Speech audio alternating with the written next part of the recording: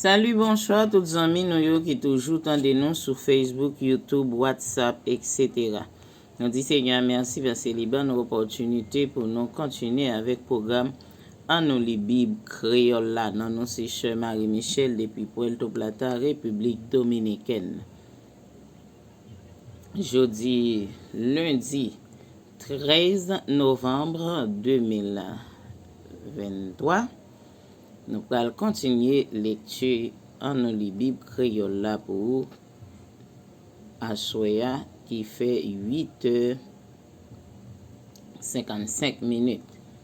Nous allons lire pour vous c'est dans Jérémie chapitre 47. Nous lisons parole là, on va pouvoir mettre là au nom de Jésus.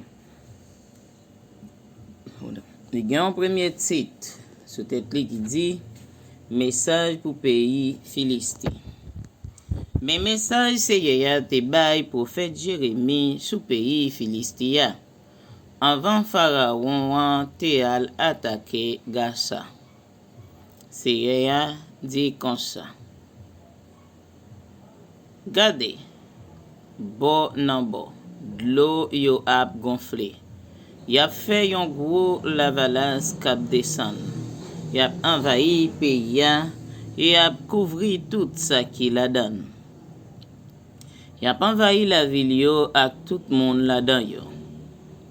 Moun ap rele, y a plein. Tout monde dans pays nan gros la peine.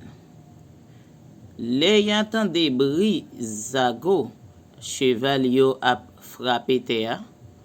Bri chalage yo kap kouri vini ak bri wou yo kap roule à terre.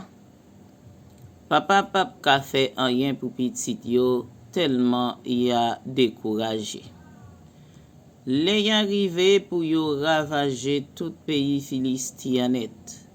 Pour yo disparaître tout reste moun qui tabay la ville Tyr ak la ville Sidon kankou. C'est moi-même c'est y'a kap détruit tout monde philistio, tout monde qui sorti dans l'île Crète là. Moun Gaza yo nan gros la peine. Yo kale tête yo. Moun Askalon yo pa ka pale. Ki le res moun nan fon Filistia va suspendre koche ko yo a couteau pour plein so moyo. Adie, ki len épée seye va suspendre touye moun. Tourne nan djen ou. Rete tout doucement, pose kou la. Mais, qui Jean pour lui faire poser, laisser bali l'autre travail. Li gen pour aller jouk la ville Askalon de ye moun qui rete bolan mea. C'est là moins voyel aller. La parole du Seigneur. Amen et amen. Gloire pour bon Dieu.